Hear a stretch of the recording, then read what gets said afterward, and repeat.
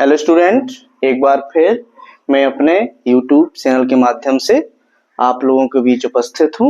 आज हम देखते हैं भिन्नों को आरोही क्रम और अवरोही क्रम में कैसे लिखते हैं।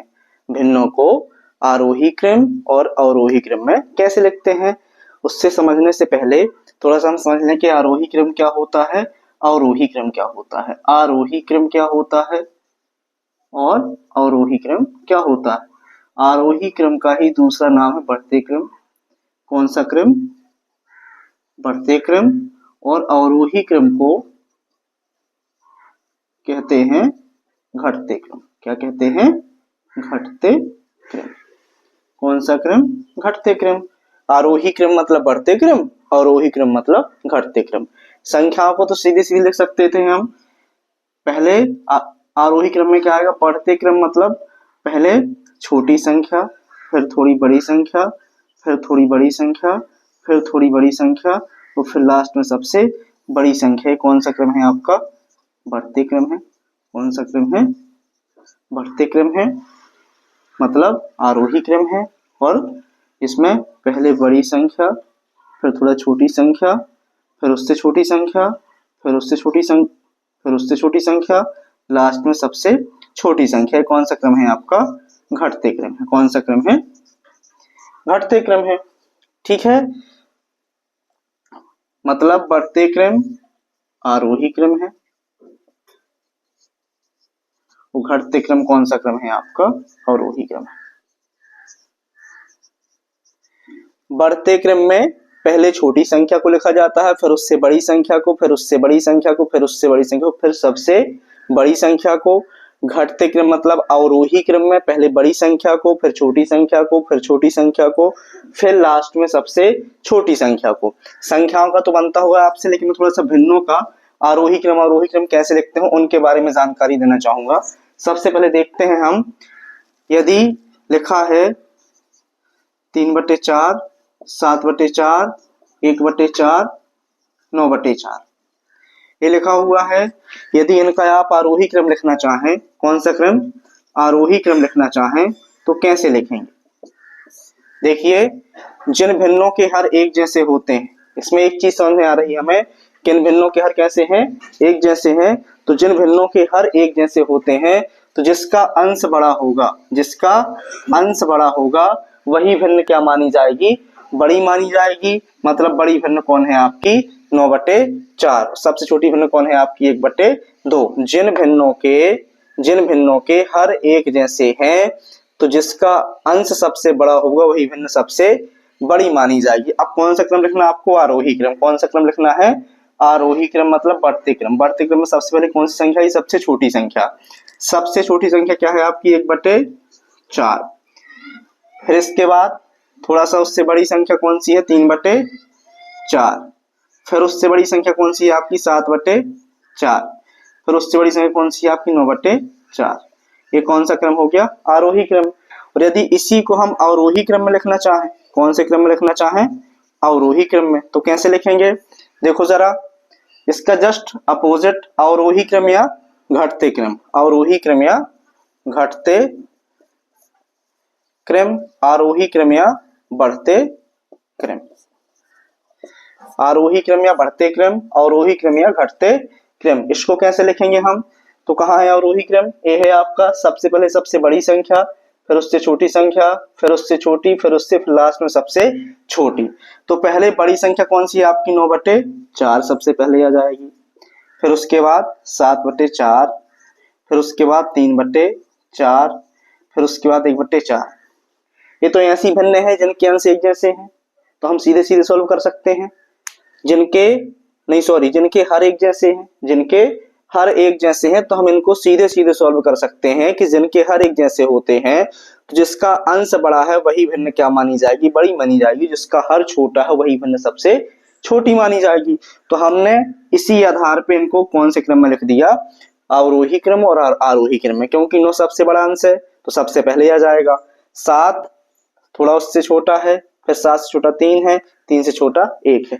लेकिन थोड़ा सा यदि हम और अन्य उदाहरण देखें, जिनके हर एक जैसे नहीं होते हैं, जिनके हर एक जैसे 2/3,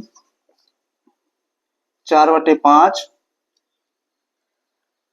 और 1/2, जिनके हर एक जैसे नहीं होते हैं तो इनको हम कैसे आरोही और अवरोही क्रम में लिख सकते हैं, वो थोड़ा सा आपको बहुत अच्छे से देखना पड़ेगा। तो सबसे पहले यहाँ देखना है हमें कि इनके हर एक जैसे नहीं है। यदि इनके हर एक जैसे हो जाए तो हम सीधे लिख सकते हैं जिसका अंश बड़ा है वही भिन्न बड़ी है, जिसका अंश छोटा है वही भिन्न क्या है आपकी छोटी है। तो पहले इनके हरों को एक बराबर करने के लिए इनके हरों का लेते हैं एलसीएम। क्या बोला हमने, हरों को एक बराबर करने के लिए हरों का क्या लेते हैं, एलसीएम। तो इसके हर कौन कौन है आपके, 2, 3 और 5। इनका एलसीएम लो आप, 2 से जाएगा 2 एकम 2, 3 जहां का तहां 5, 3 से जाएगा 3 एकम 3, 5, 5, 5 एकम 5, 5 एकम 5। अब इनका गुणा कर दो आप, तो 2 गुणे 3 गुणे 5 हो जाएगा आपका। गुणा करोगे आप 2 3 6 हो जाएगा, 6 पंचे 30 हो जाएगा। जो इसका एलसीएम आया वो कितना आ गया आपका, 30 आ गया। एलसीएम कितना आ गया है, 30। मतलब जो एलसीएम आया है सभी के हरों को हमें 30 में ही कन्वर्ट करना है, मतलब 30 में ही बदलना है। जितना एलसीएम आता है सभी के हरों को उसी संख्या में क्या करना है, कन्वर्ट कर, सभी को उस सभी हरों को, सभी भिन्नों के हरों को उसी संख्या में हमें कन्वर्ट करना है। 2/3, 4/5 और 1/2। तो देखो 2/3, यहाँ हर कितना है आपका 3 है, लेकिन बनाना कितना है हमको, 30। हरों को एक जैसे बनाना है ना, तो सबसे पहले हम यही देखते हैं कि जो हमारा एलसीएम आया है उतना ही हमारा क्या होना चाहिए, हर होना चाहिए। तो 3 में ऐसी कौन सी संख्या का गुणा कर दें कि कितना हो जाए, 30 हो जाए। 3 में ऐसी कौन सी संख्या का गुणा करें कितना हो जाए, 30। तो 30, 3 धाम 30, मतलब 10 का गुणा नीचे कर दिया आपने। अब 2/3 एक ही भिन्न है हमारी, तो आप यदि हर में गुणा करोगे तो अंश में भी गुणा करना पड़ेगा। जिस संख्या से आप अंश में गुणा करोगे उससे हर में करना पड़ता है, हर में करोगे तो अंश में करना पड़ता है। 10 दूनी 20 हो जाएगा और 3 धाम 30 हो जाएगा। इसका हर कितना बन गया हमारा, 30 बन गया। ठीक है, अब इसके हर को 30 बनाना है तो 4/5 भिन्न है, 5 की जगह 30 बनाना चाहते हैं आप, तो 5 में कितने गुणा कर दो कि आप 6 हो जाए, 5 में कितने गुणा कर दो कि आप 30 हो जाए, तो 5 छक्का 30, मतलब 6 का गुणा कर दोगे आप। जब 6 का आप हर में गुणा करोगे तो उसी संख्या से हम अंश में भी गुणा कर देते हैं। 4 छंग 24 हो जाएगा, 5 छक्का 30। इसका हर देखो, इसका भी हर कितना हो गया, जो हमारा एलसीएम 30 आया था उसके बराबर। फिर 1/2 लिखा हुआ है, तो 1/2, इसके हर को भी कितना बनाना है, हमें 30 बनाना है। तो 30 कितना, 2 में कितने का गुणा करेंगे 30 हो जाए, 2 में यदि हम 15 का गुणा कर दे तो 30 हो जाएगा। लेकिन जब हर में होगा तो उसी संख्या से हमें अंश में भी गुणा करना पड़ेगा। 15 एकम 15, 15 दूनी 30। अब देखो जरा, सभी के हर एक जैसे हो गए, 20/30, 24/30 और 15/30। सभी भिन्नों के हर एक जैसे हो गए। हमने अभी पढ़ा था कि यदि हर एक जैसे हैं तो वही भिन्न बड़ी होती है जिसका अंश बड़ा होता है। तो इसमें अंश कौन है सबसे बड़ा, 24। 24/30 आपकी सबसे बड़ी भिन्न हो जाएगी, 24/30। ठीक है ना। फिर इसके बाद इससे छोटी कौन कहलाई आपकी, 20/30। फिर कौन कहलाई आपकी, 15/30। ये 24/30 किसका मान था, 24/30 भिन्न हमारी 24/30, 20/30, 15/30 नहीं थी। भिन्न हमारी कौन थी, 2/3, 4/5, 1/2।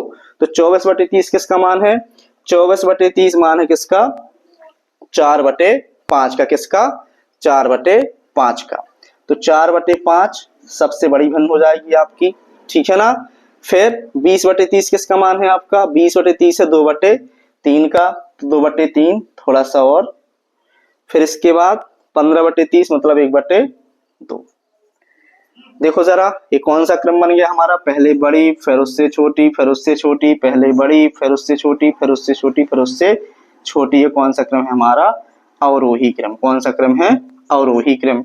और यदि इसी भिन्न को हम आरोही क्रम में लिखना चाहते हैं, कौन से क्रम में, आरोही क्रम में लिखना चाहते हैं तो आरोही क्रम क्या हो जाएगा इसका? आरोही क्रम क्या हो जाएगा? आरोही क्रम में सबसे बड़ी भिन्न कौन है आपकी? 24/30 मतलब 4/5। आरोही क्रम क्या होता है आपका? बढ़ते क्रम सबसे पहले सबसे छोटी भिन्न लिखते हैं। सबसे छोटी भिन्न कौन सी है आपकी? 15/30 मतलब 1/2। फिर इसके बाद कौन है? 2/3। फिर इसके बाद कौन है? 4/5। ये आरोही क्रम हो गया और इसके जस्ट अपोजिट कौन सा था? हमारा अवरोही क्रम था। इस प्रकार हम भिन्नों का अलग अलग हर वाली भिन्नों का क्या ज्ञात कर सकते हैं? आरोही क्रम और अवरोही क्रम ज्ञात कर सकते हैं। वीडियो कैसा लगा?